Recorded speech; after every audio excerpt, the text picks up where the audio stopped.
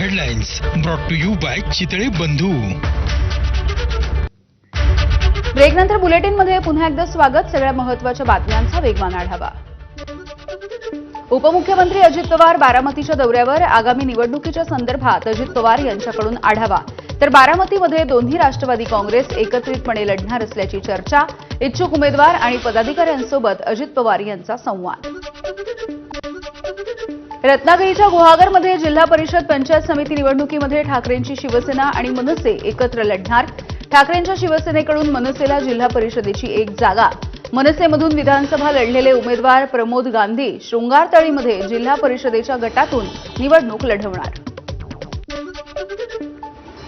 सोलापूरमध्ये भाजपचे तानाजी सावंत यांना धक्का. त्यांचे ज्येष्ठ बंधू शिवाजी सावंत यांचे चिरंजीव पृथ्वीराज सावंत हे भाजपच्या चिन्हावरती जिल्हा परिषदेची निवडणूक लढवणार आहेत. माढा तालुक्यामधल्या मानेगाव गटामधून पृथ्वीराज सावंत यांना उमेदवारी. रायगडच्या महाड जिल्हा परिषद आणि पंचायत समितीच्या निवडणुकीसाठी शिवसेनेचे महाड शहरामध्ये शक्ती प्रदर्शन. हजारोंच्या संख्येनं महाड शहरामध्ये शिवसैनिकांची गर्दी.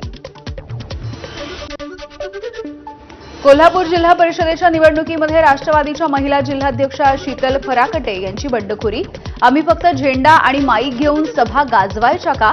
शीतल फराकटे यांचा हसन मुश्रीफ यांना सवाल. कोल्हापूरमध्ये जिल्हा परिषद आणि पंचायत समित्या निवडणुकांसाठी महायुती फिसकटण्याची चिन्ह आहेत. तर महाविकास आघाडीमध्ये देखील जिल्ह्यामध्ये अनेक ठिकाणी बिघाडी.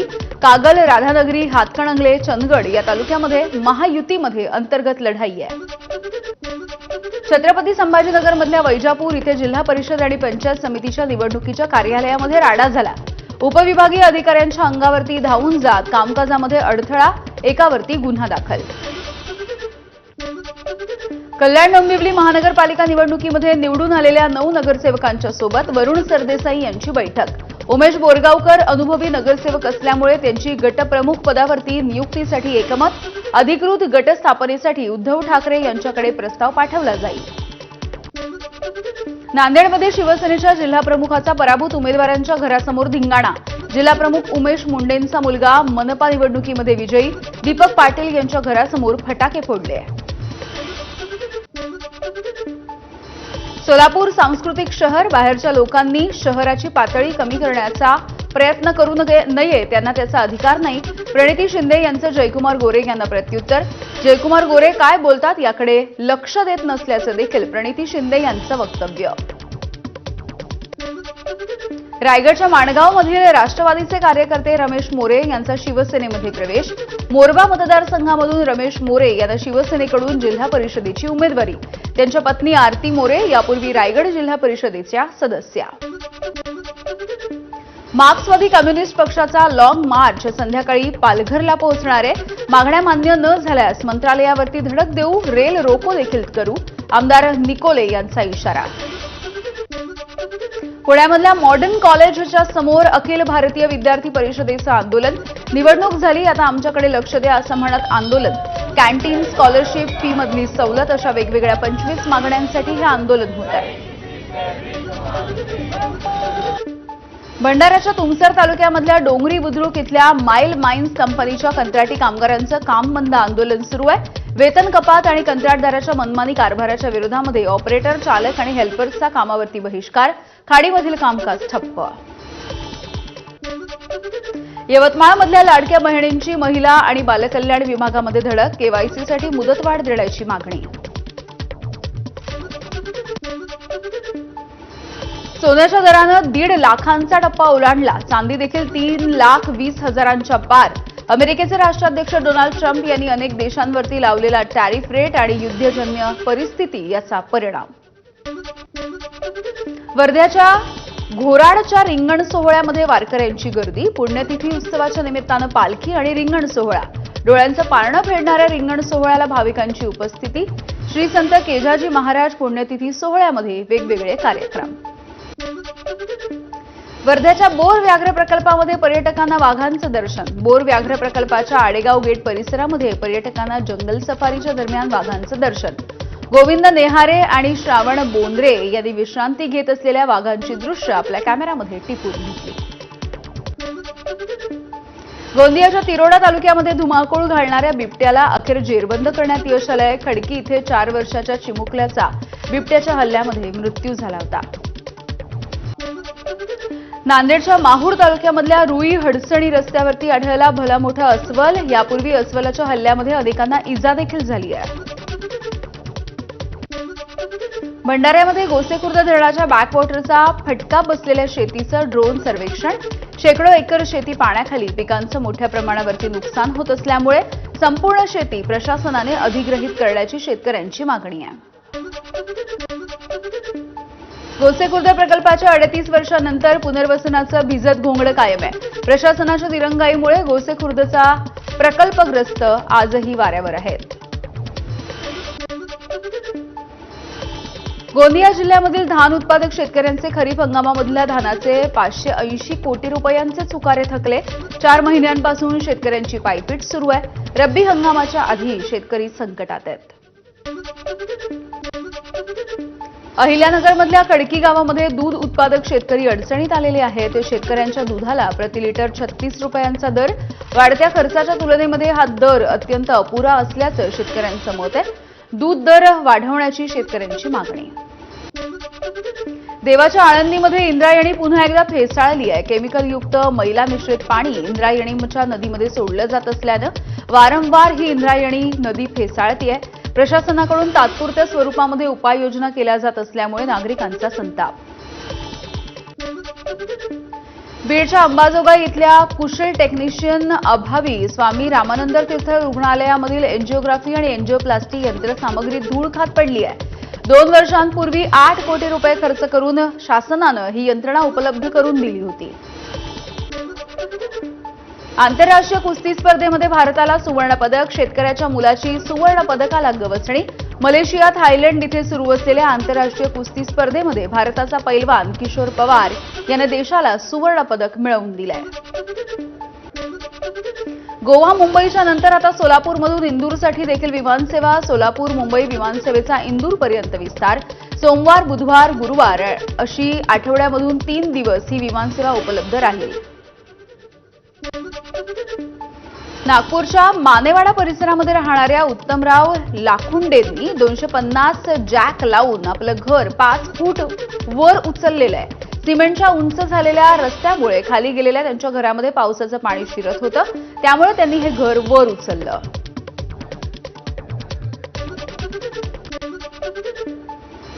कांदिवली ते बोरिवलीच्या दरम्यानचं 6व्या मार्गिकेचं काम पूर्ण झालंय. त्यामुळे विरार लोकल आणखी फास्ट होणार आहे. मुंबई सेंट्रल पासून बोरिवलीपर्यंत मेल एक्सप्रेस आणि लोकल ट्रेन परस्परांना अडथळा न बनता स्वतंत्रपणे धावतील.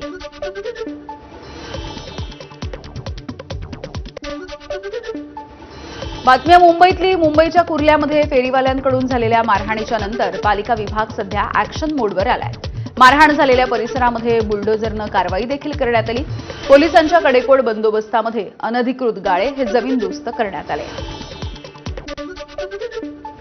सातारा, सांगली, कोल्हापूर या जिल्ह्यामधील चोरीच्या 17 दुचाकी जप्त करण्यात आल्या.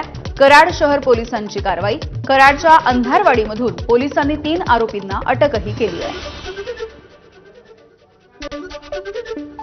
जळगावच्या नशिराबादमध्ये नगर परिषदेच्या निवडणुकीमधल्या कामावरून वाद उफाळला. 2 गटांमध्ये तुफान हाणामारी झाली. दोन्ही गटांकडून दगड आणि विटांचा वापर. 16 ते 17 जण जखमी झाले. पोलिसांकडून शांतता राखण्याचं आवाहन. डोंबिवलीमधल्या रेल्वे स्टेशनच्या परिसरामध्ये परप्रांतीय तरुणाला चांगला चोप देण्यात आलाय. अश्लील चाळे करून महिलेशी गैरवर्तन करत असल्यामुळे महिलांनी या परप्रांतीय तरुणाला चांगला चोप दिला. पुण्याच्या येरवडा परिसरामधल्या एका हॉटेलमध्ये टोळक्यांनी राडा केलाय. मॅनेजरला टोळक्यानं मारहाण केली आहे. हॉटेलमधल्या सामानाची देखील तोडफोड करत या ठिकाणी दहशत माजवण्याचा प्रयत्न. तक्रारीच्या नंतर पुणे पोलिसांनी खाक्या दाखवला आणि आरोपींना गुडघ्यावर आणलं. बातम्या नाशिकमधली. नाशिकच्या कामटवाडे गावाच्या परिसरामध्ये मद्यधुंद टोळक्याकडून एका दाम्पत्याला शिवीगाळ करत मारहाण झाली आहे. महापालिका निवडणुकीमधील किरकोळ कारणावरून मारहाण. पोलीस तक्रार दाखल करून घेत नसल्यामुळे महिलेच्या सासूकडून काल पेट्रोल टाकून आत्मदहनाचा प्रयत्न. कल्याण पूर्व इथल्या वालधुनी परिसरामध्ये कामाला जाण्यासाठी निघालेल्या एका तरुणावरती धारधार शस्त्रानं हल्ला झालाय। या घटनेमध्ये गणेश राजे हा तरुण गंभीर जखमी। परिसरामध्ये सतत लुटमारीच्या घटना घडत असल्यामुळे नागरिकांमध्ये भीती आहे। नाकाबंदीच्या दरम्यान बुलडाण्याच्या मलकापूर तालुका पोलिसांनी 2 वेगवेगळ्या कारमधून 47 लाख रुपयांची रोकड जप्त केली। ही रोकड नेमकी कुठून आली आणि कुठे नेली जात होती या संदर्भात जीएसटी आणि आयकर विभागाकडून चौकशी सुरू आहे। सांगलीमध्ये कॉम्रेड गोविंद पानसरे यांच्या हत्या प्रकरणामधील आरोपी समीर गायकवाडचा हृदयविकाराच्या झटक्यानं मृत्यू झालाय। समीर गायकवाड 4 वर्षांपूर्वी गोविंद पानसरे हत्या प्रकरणामधून जामिनावरती बाहेर आला होता। मुंबईच्या पश्चिम द्रुतगती महामार्गावरती मालाड परिसरामध्ये एका खासगी बसला आग लागली। बसमधील सर्व प्रवासी सुखरूप आहेत। आगीचं कारण मात्र अद्यापही अस्पष्ट आहे। जळगावच्या दीपनगरमध्ये पार्किंगमध्ये उभ्या असलेल्या कारला अचानकपणे आग लागली। या कारनं पेट घेतला। अग्निशमन विभागानं तात्काळ घटनास्थळी धाव घेतली। आगीवरती नियंत्रण मिळवलं, त्यामुळे अनर्थ टळलाय। सोलापूरमध्ये एका इलेक्ट्रिक दुचाकीनं अचानकपणे पेट घेतला। सोलापूरच्या जम्बो किड्स स्कूलच्या समोरची ही घटना आहे। शेजारून जाणाऱ्या महिलेनं आग लागल्याचं या चालकाच्या लक्षात आणून दिलं, त्यामुळे 3 वर्षाची चिमुकली थोडक्यात बचावली। जळगावच्या पारोळा तालुक्यामध्ये सध्या अस्तित्वात नसलेल्या उजाड भाटपुरी गावामध्ये बोगस जन्म दाखले आहेत। तब्बल 4907 बोगस जन्माच्या नोंदी आढळल्या। या प्रकरणी अजय कुमार दुबे याला बिहारमधून अटक करण्यात आली आहे। भंडारा शहरामधल्या अतिक्रमणावरती प्रशासनाकडून बुलडोझर 100 दिवसांच्या विशेष कृती आराखड्याच्या अंतर्गत राबवलेल्या मोहिमेमध्ये अनेक छोट्या मोठ्या व्यावसायिकांनी दुकानांचं अतिक्रमण केलं होतं, जे प्रशासनानं हटवलंय। वसई विरार महानगरपालिकेचा सफाईचा जुना ठेका रद्द झाला, त्यामुळे जुन्या ठेकेदारांकडे काम करणाऱ्यांची देणी कोण देणार असाही सवाल आहे। यावरूनच झोन क्रमांक 19, 7 आणि 14च्या सफाई कर्मचाऱ्यांनी संपाचं हत्यार उपसलंय। खालापूरच्या HP कंपनीमध्ये गॅस बॉटलिंग प्लांटच्या स्फोटाच्या दरम्यान नागरिकांमध्ये भीतीचं वातावरण आहे। आगीच्या 2 दिवसांच्या नंतर परिसरामध्ये धुराचे लोळ कायम आहेत। नारंगी ग्रामस्थांकडून कंपनी कायमस्वरूपी बंद करावी अशी मागणी जोर धरती आहे। भुसावळ खंडवाच्या दरम्यान प्रस्तावित 3ऱ्या आणि 4थ्या रेल्वे मार्गाच्या कामासाठी जमिनीची मोजणी, मात्र जमिनीचा योग्य मोबदला न मिळाल्यामुळे शेतकऱ्यांकडून जमीन मोजणीला विरोध। मंत्री संजय सावकारे आणि रक्षा खडसे यांच्याकडून मध्यस्थी। पुण्यामधल्या प्रसिद्ध रामेश्वरम कॅफेच्या मालकाच्या घरामध्ये चोरी झाली आहे। दूधवाल्याकडून 1,32,000 रुपयांच्या रोख रकमेवरती डल्ला। विमाननगर पोलिसांकडून या चोराला अटक झाली।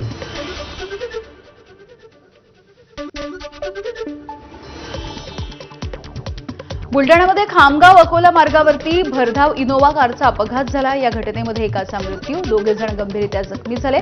खामगाववरून अकोल्याच्या दिशेनं ही कार जात होती। प्रजासत्ताक दिनाच्या परेडमध्ये देशभरातून 400 आदिवासी बांधव सहभागी होतील।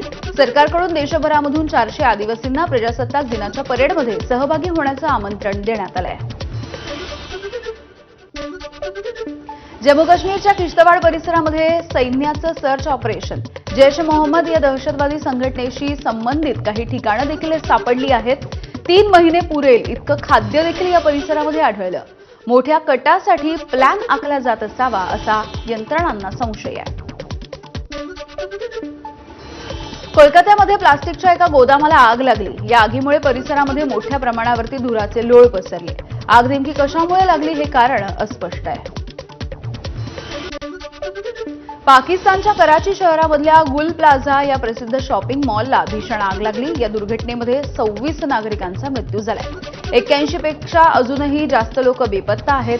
17 जानेवारी रोजी रात्री 10च्या सुमारास ही आग लागली होती। इमारत कोसळण्याची भीती देखील व्यक्त झाली आहे। रशियामधल्या ख्रिस्ती बांधवांकडून एपिफेनी हा उत्सव साजरा। नदी तलाव असलेल्या ठिकाणी बर्फाळ पाण्यामध्ये उडी घेऊन एपिफेनी उत्सव साजरा करण्याची अनोखी परंपरा आहे। अफगाणिस्तानची राजधानी काबूलमध्ये आयईडी स्फोट. एका चीनी रेस्टॉरंटच्या समोरून जाणाऱ्या वाहनामध्ये हा स्फोट झाला. अपघातामध्ये 7 जणांचा मृत्यू झालाय. मृतांमध्ये 2 चीनी नागरिकांचा समावेश आहे. अनेक जण जखमी झाले. भारत न्यूझीलंडमध्ये नागपूरमध्ये उद्या पहिला T20 सामना. एकदिवसीय मालिकेमधील पराभवाचा बदला घेण्यासाठी टीम इंडिया सूर्यकुमार यादवच्या नेतृत्वात मैदानावरती उतरेल. नागपूरमध्ये उद्या होणाऱ्या भारत न्यूझीलंड क्रिकेट सामन्याच्या तिकिटांचा काळा बाजार झालाय. 650 रुपयांच्या तिकिटांची 2,500 रुपयांनी विक्री होतीये. पोलिसांनी या प्रकरणी एकाला अटकही केली आहे.